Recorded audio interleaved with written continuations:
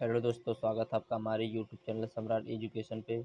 दोस्तों, इस वीडियो में आप लोगों के लिए इंट्रोडक्टरी टू फॉरेस्ट्री का प्रीवियस ईयर पेपर लेकर आया हूं। यदि आप लोगों को इसका पीडीएफ चाहिए तो डिस्क्रिप्शन में व्हाट्सएप ग्रुप का लिंक और व्हाट्सएप नंबर है, वहां से मैसेज करके आप इसका पीडीएफ ले सकते हैं।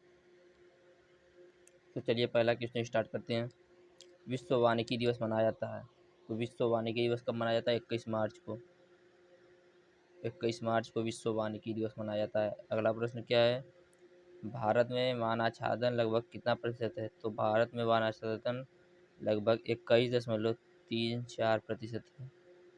21.34%। भारत में वान आच्छादन लगभग 21.34% है। अगला प्रश्न, चैंपियन एवं सेठ ने वनों का वर्गीकरण किस वर्ष किया था? 1968 ईस्वी में। कुछ प्रश्न गलत हो सकता है, तो उसका उत्तर आप लोग कमेंट बॉक्स में बता दीजिएगा। भारत में उपलब्ध वन प्रकारों की संख्या है 16। भारत में 16 प्रकार के वन पाए जाते हैं। अगला प्रश्न, वन महोत्सव किस वर्ष प्रारंभ किया गया? सन 1950 ईस्वी में। वन महोत्सव कब चालू किया गया? 1950 ईस्वी में। अगला प्रश्न, मनोरंजक वन आमतौर पर लोगों के लिए होते हैं। किन लोगों के लिए दोस्तों वन मनोरंजक होते हैं? आदिवासी लोगों के लिए। चलते हैं अगले प्रश्न पे। फासबर्ग एवं वेब वन वर्गीकरण का उदाहरण मुख्यतः किस पर आधारित है? तो वानस्पतिक पर। ऑप्शन नंबर ए से हो जाएगा। अगला प्रश्न, एक विदेशी प्रजाति जो भारत में अच्छी तरह उगाई जाती है, तो यूकेलिप्टस। यूकेलिप्टस एक विदेशी प्रजाति है, लेकिन भारत में अच्छी तरह से उगाई जाती है। अगला प्रश्न, वनवर्धन किसे कहते हैं? तो वन फसलों की कृषि को वनवर्धन कहते हैं। अगला प्रश्न, पेड़ द्वारा उत्पादित बीज का प्रकीर्णन होता है, तो हवा द्वारा, पानी द्वारा, गुरुत्वाकर्षण। ऑप्शन बड़ी से हो जाएगा उपरोक्त सभी के द्वारा। अगला प्रश्न देखते हैं, मूल प्ररोह द्वारा प्रवर्धित या प्रसारित होने वाले पौधे कैसे पौधा कौन सा है? इसमें इनमें से दोस्तों शीशम है। इनमें से मूल प्ररोह द्वारा प्रवर्धित होने वाला पौधा कौन सा? शीशम है। चलते हैं अगले प्रश्न पे। देवदार के वृक्ष प्रत्येक कितने वर्ष बाद बनते हैं? तो 3 से 6 वर्ष बाद। 3 से 6 वर्ष बाद देवदार के वृक्ष प्रत्येक 3 से 6 वर्ष बाद बनते हैं। अगला प्रश्न, गुरुत्वाकर्षण द्वारा किस प्रजाति के बीजों का प्रकीर्णन होता है? तो विलायती बबूल। अगला प्रश्न पे चलते हैं। जैसे इसका सागवन भी हो सकता है, आप लोग देख लीजिएगा एक बार। अगला प्रश्न देखते हैं, पेड़ की उस प्रजाति का नाम जिसका बीज गिरने के समय भ्रूण विकसित नहीं होता है? जूनिपेरस माक्रोपोडा। जूनिपेरस माक्रोपोडा। यह पेड़ की ऐसी प्रजाति है जिसका बीज गिरने के समय भ्रूण विकसित नहीं होता। फिर से नाम सुन लिया, जूनिपेरस माइक्रोपोडा। अगला प्रश्न देखते हैं, उस वृक्ष प्रजाति का नाम जिसके अच्छे अंकुरण के लिए प्रकाश की आवश्यकता होती है? तो अमलतास। अमलतास दोस्तों, इसकी अंकुरण के लिए प्रकाश की आवश्यकता अधिक होती है। अगला प्रश्न देखते हैं, पोलार्डिंग वृक्ष की कितनी ऊंचाई पर की जाती है? तो 2 मीटर। पोलार्डिंग वृक्ष की 2 मीटर पर की जाती है। चलते हैं अगले प्रश्न पे। एक पेड़ में अच्छा बीज उत्पादन निर्भर करता है, तो एक पेड़ में अच्छा बीज उत्पादन किस पर निर्भर करता है? वृक्ष की आयु पर, जलवायु पर, छत्र की आकार एवं जड़ क्षेत्र दोनों पर। तो इसका ऑप्शन नंबर डी से हो जाएगा उपरोक्त सभी पर। अगला प्रश्न देखते हैं, पक्षियों द्वारा मुख्य रूप से किस वृक्ष प्रजातियों का प्रकीर्णन होता है? फाइकस प्रजाति का दोस्तों पक्षियों द्वारा प्रकीर्णन होता है। अगला प्रश्न देखते हैं, अच्छे बीज अंकुरण के लिए 2 से बाहरी कारकों की आवश्यकता होती है? तापमान एवं वायु की। तापमान एवं वायु की। अच्छे बीज अंकुरण के लिए कौन 2 से बाहरी कारकों की आवश्यकता होती है? इसका ऑप्शन नंबर डी भी हो सकता है, आप लोग ध्यान दीजिएगा। 20वां प्रश्न, बड़े पत्तों से बूंदे टपका पौधा स्थापना के लिए बहुत होता है लाभदायक। बड़े पत्तों से बूंद का जो टपका होता है वह पौधा की स्थापना के लिए बहुत ही लाभदायक होता है। अगला प्रश्न देखते हैं, जब अंकुर वृक्ष वन में विकसित हो जाते हैं तो इसे क्या कहते हैं? रोपण वन।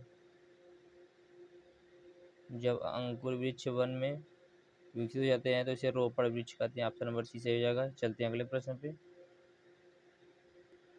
पॉपुलर प्रवर्धित होता है तो किसके द्वारा होता है दोस्तों? तना कर्तन के द्वारा। ऑप्शन नंबर बी सही हो जाएगा। अगला प्रश्न, रोपड़ में पाई जाने वाली सबसे आम बीमारी है आंध्रपतन। अगला प्रश्न, शंकुधारी वृक्षों के बीज मुख्य रूप से किसके द्वारा प्रकटित होते हैं? वायु के द्वारा, हवा के द्वारा दोस्तों। शंकुधारी वृक्षों के बीज मुख्य रूप से किसके द्वारा प्रकटित होते हैं? हवा के द्वारा। अगला प्रश्न, कार्बेट राष्ट्रीय उद्यान कहाँ है? Uttarakhand. Jim Corbett national park इसका नाम है दोस्तों। अगला प्रश्न देखते हैं। अल्पाइन वनस्पति पाई जाती है तो हिमालय क्षेत्र में अल्पाइन वनस्पति पाई जाती है। अगला प्रश्न, भारत में शंकुधारी वन पाए जाते हैं तो हिमालयन क्षेत्र में। भारत में हिमालयन क्षेत्र में शंकुधारी वृक्ष पाए जाते हैं। अगला प्रश्न, प्रवृत्त प्रक्रियाओं में शामिल है खरपतवार निकालना, सफाई, विरलन, उपरोक्त सभी। ऑप्शन नंबर डी से हो जाएगा। अगला प्रश्न, शंकुधारी वृक्षों की निचली शाखाओं को काट कर हटाने को क्या कहते हैं? छटाई। छटाई या ब्रेसिंग दोस्तों, कुछ का होते होंगे, वैसे ब्रेसिंग होना चाहिए। तीसरा प्रश्न, प्रवृत्ति प्रक्रियाओं का मुख्य उद्देश्य बीजवाला पौधों को स्पर्धा से मुक्त करना है, जड़ स्पर्धा से। ऑप्शन नंबर बी सही हो जाएगा। अगला प्रश्न देखते हैं। गृह वाटिका पद्धति सबसे अधिक प्रचलित है तो केरल में गृह वाटिका पद्धति सबसे अधिक प्रचलित है।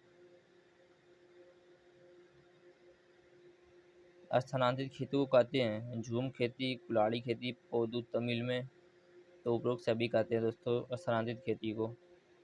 झूम खेती कहते हैं, कुल्हाड़ी खेती कहते हैं, पोदू खेती कहते हैं तमिल में। अगला प्रश्न, टोंगिया कृषि अधिक लोकप्रिय है तो पहाड़ी क्षेत्रों के लिए टोंगिया कृषि अधिक लोकप्रिय है दोस्तों। अगला प्रश्न पे चलते हैं। टोंगिया पद्धति की उत्पत्ति हुई थी तो टोंगिया पद्धति की उत्पत्ति कहाँ से? म्यांमार से हुई थी। अगला प्रश्न देखते हैं। ईंधन की लकड़ी, चारा आदि के लिए पेड़ लगाना क्या कहलाता है? कृषि वानिकी। अगला प्रश्न, ग्रामीण आबादी अपना खाना बनाने के लिए कितने मिलियन टन गाय के गोबर को पहले जलाते हैं? 150 मिलियन टन गाय के गोबर को पहले जला देते हैं दोस्तों। अगला प्रश्न, आश्रय पट्टी पेड़ या झाड़ियों की पंक्ति होती है जिसे आश्रय के लिए प्रयोजन के लिए बनाया जाता है। आंधी एवं तूफान आश्रय के प्रयोजन के लिए बनाया जाता है दोस्तों। अगला प्रश्न, हेजरो इंटरक्रॉपिंग को कहते हैं तो गलियारा खेती कहते हैं। हेजरो इंटरक्रॉपिंग को क्या कहते हैं? गलियारा खेती। ऑप्शन नंबर बी सही हो जाएगा। गलियारा खेती।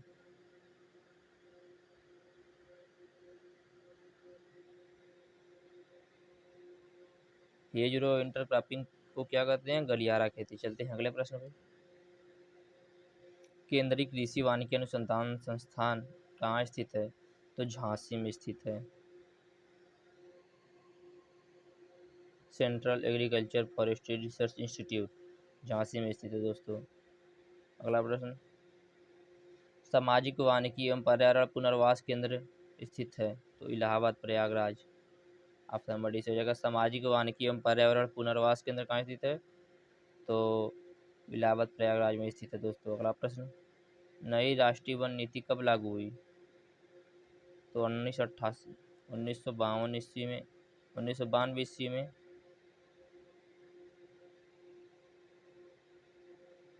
तो दोस्तों इस क्वेश्चन का राइट आंसर हो जाएगा ऑप्शन नंबर सी, 1988 ईस्वी में। नई राष्ट्रीय वन नीति कब लागू हुई? सन 1988 ईस्वी में। अगले प्रश्न पे चलते हैं। प्रश्न जो नई राष्ट्रीय वन नीति की कब लागू हुई? सन 1988 ईस्वी में। अगला प्रश्न, भारत में वन संरक्षण अधिनियम कब लागू हुआ? तो भारत में वन संरक्षण अधिनियम सन 1980 ईस्वी में लागू हुआ है। तो दोस्तों इसका राइट आंसर ऑप्शन नंबर 1 रहेगा दोस्तों। ऑप्शन में इसका होना चाहिए 1986, बट ऑप्शन में दिया नहीं है इसलिए 1980 होगा। चलते हैं अगले क्वेश्चन पे। अर्जुन का वैज्ञानिक नाम क्या है? तो अर्जुन का वैज्ञानिक नाम है Terminalia arjuna. Terminalia arjuna. Option number B सही हो जाएगा। अगला प्रश्न, चीड़ का वानस्पतिक नाम क्या है? पाइनस राम्स बर्दई। पाइनस राम्स बर्दई। चलते हैं अगले क्वेश्चन पे। इसका राइट आंसर बी हो जाएगा। चीड़ का वानस्पतिक नाम पाइनस राम्स बर्दई। अगले क्वेश्चन पे चलते हैं। विश्व वन्य जीव प्राणी सप्ताह मनाया जाता है तो 1 से 7 अक्टूबर तक। अगला प्रश्न देखते हैं। विश्व वन महोत्सव सप्ताह मनाया जाता है 1 से 7 जुलाई। ध्यान दीजिएगा दोस्तों, पहला विश्व वन प्राणी सप्ताह 1 से 7 अक्टूबर, वन महोत्सव सप्ताह 1 से 7 जुलाई। और अगला प्रश्न देखते हैं। पेड़ का आयतन निर्भर करता है स्तन, ऊंचाई, परिधि, कुल ऊंचाई, आकृति, गुणक। ऑप्शन नंबर डी से हो जाएगा उपयुक्त सभी पे। अगला प्रश्न। झुके हुए पेड़ों में स्तन ऊंचाई परिधि मापते हैं ऊपर की तरफ से। अगला प्रश्न। भारतीय वनों का औसत बढ़ता हुआ स्टॉक है 62 घन मीटर प्रति हेक्टेयर। 62 घन मीटर प्रति हेक्टेयर दोस्तों। 50वां प्रश्न देखते हैं। एकल पोल विधि में पेड़ की ऊंचाई मापने के लिए पोल की लंबाई कितनी होती है? तो एकल पोल विधि में पेड़ की ऊंचाई मापने के लिए पोल की लंबाई 1.5 मीटर होती है, 1.5 मीटर। चलते हैं अगले क्वेश्चन पे। पेड़ का व्यास किसके द्वारा मापा जाता है? कैलीपर के द्वारा मापा जाता है पेड़ का व्यास। अगला प्रश्न। छाया विधि के एक पेड़ की ऊंचाई मापने की विधि यांत्रिक विधि। छाया विधि एक पेड़ की ऊंचाई मापने की कौन सी विधि? यांत्रिक विधि। अगला प्रश्न। पेड़ की आयु निर्धारित करने के लिए प्रयोग किया जाने वाला उपकरण है प्रेशेलर भेदक। प्रेशेलर भेदक। ऑप्शन नंबर डी से हो जाएगा। अगला प्रश्न देखते हैं। किसी पेड़ की ऊंचाई नापने के लिए प्रयोग नहीं किया जाने वाला उपकरण है डेंड्रोमीटर। डेंड्रोमीटर इज द राइट आंसर दोस्तों। अगला प्रश्न। एक पेड़ की जमीन की सतह से छत्रक की ऊंचाई के बीच की दूरी क्या कहते हैं? ठूंठ, बोल ऊंचाई। एक पेड़ की जमीन की सतह से छत्रक की ऊंचाई के बीच की दूरी क्या कहते हैं? बोल ऊंचाई, ठूंठ। अगला प्रश्न देखते हैं। वन क्षेत्र मिति में विधा वृक्ष आयतन के लिए उपयोग की जाने वाली मूल इकाई है तो घन मीटर। Option number C. अगला प्रश्न देखते हैं। भारत में स्तन ऊंचाई परिधि पेड़ भर मापते हैं 1.37 मीटर पर। स्तन ऊंचाई पेड़ की परिधि मापते हैं 1.37 मीटर पर। अगला प्रश्न। वन चारागाही प्रणाली का उदाहरण है तो सागौन प्लस सूडान घास। सागौन प्लस सूडान घास। अगला प्रश्न। बहुउद्देशीय वृक्ष हमें देते हैं खाद्य पदार्थ, चारा, ईंधन, लकड़ी तथा लकड़ी उत्पाद। Option number D. अगला प्रश्न देखते हैं। एक पौधा हवा के वेग को अनुवाद क्षेत्रों और अपनी ऊंचाई का कितने गुना तक वायु वेग को कम कर देता है? तो 24 से 30 गुना। 24 से 30 गुना तक वायु वेग को कम कर देता है। तो दोस्तों ये थे आपके कुल इंट्रोडक्टरी टू फॉरेस्ट्री की प्रीवियस ईयर 60 प्रश्न जिसको मैंने हल करा दिए हैं। तो दोस्तों इस चैनल बीएससी एग्रीकल्चर की प्रथम सेमेस्टर की सभी विषय की तैयारी कराई जा रही है। तो आप लोग चैनल को सब्सक्राइब कीजिए, वीडियो को लाइक कीजिए, शेयर कीजिए। जय हिंद।